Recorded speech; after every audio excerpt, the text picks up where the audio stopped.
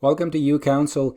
In the last few lectures, we have been discussing issues relating to family law. We've talked about legislation and procedures and whatnot. And most of the family law disputes are between people who are married or who are in common law relationship. So I thought it will make sense to explain how a person or two people can get married legally in Ontario. We begin again with our usual disclaimer that this lecture is not legal advice. So if you have any specific questions, you should contact a lawyer or a paralegal or the Law Society of Ontario for a referral. Who is eligible to marry in Ontario? Marriage Act is the legislation that deals with marriages in Ontario, and that act provides for the eligibility. Two people who are 16 years or older, they can get married. If those individuals or any one of those individuals is under the age of 18 years, 17, then those individuals need written consent of both parents. If one of the parents has died or parents are living apart, then the parent who has the actual or legal custody of the minor can give consent. In certain circumstances, the consent may be dispensed with, but you'll have to bring an application to a judge, and that can be taken care of. Another eligibility requirement is that there should not be any lawful reason which will prevent the solemnization of the marriage. And one example is mental incapacity.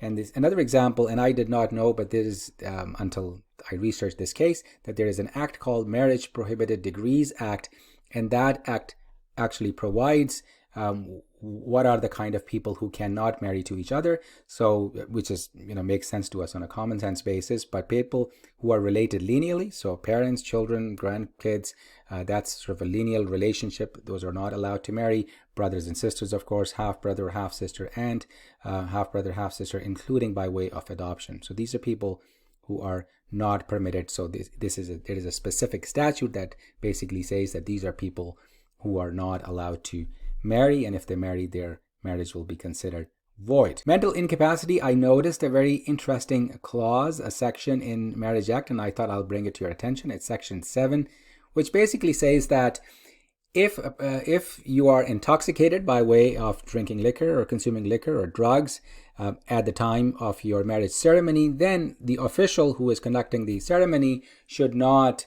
solemnize the marriage, should not issue a license because the person is intoxicated. So remember that when you attend marriage ceremony, you should not be drunk or intoxicated in any other way. After the marriage ceremony, obviously, should be okay. Steps to marry, pretty straightforward. Number 1, you will have to obtain a marriage license, and then you attend a marriage ceremony. The license is valid only for 90 days. So within 90 days, you have to attend marriage ceremony or obtain your license once you have decided when you intend to attend your marriage ceremony. And then finally, once your ceremony is over, the official will register your marriage, and then you can obtain a marriage certificate. Marriage license, you submit a marriage license application form. It's a pretty straightforward form. I looked it up quickly. Here is this form, marriage license application form. It inputs information for both partners, applicant, joint applicant, and you fill this out. You pay a fee of $125. You attend at the office at the municipality, and then you pay that fee. You'll have to carry your 2 pieces of government issued IDs. One has to have a picture on that ID. Then you attend the ceremony. The ceremony could be civil or could be religious. It is performed. Ceremony needs to be performed by a person who is authorized under the Marriage Act.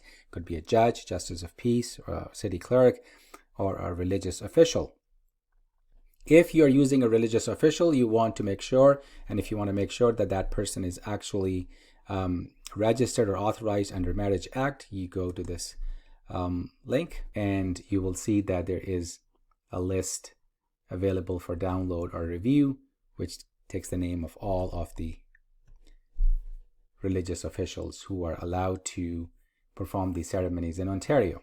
Now, at the ceremony, both partners must attend. You cannot get married over the phone or internet. And then once the ceremony is complete, the official will register the marriage. Once the marriage is registered, you can apply for marriage certificate. Again, it's a straightforward process. You can go to this website. I've provided the link. You can go there and you will see that if you scroll down, there is a link for ordering a marriage certificate online. You can click on that and then fill out the form and obtain your marriage certificate. So that explains how a marriage is officially lawfully done in Ontario, and in the next lectures we'll talk about further issues relating family law. Thank you for watching.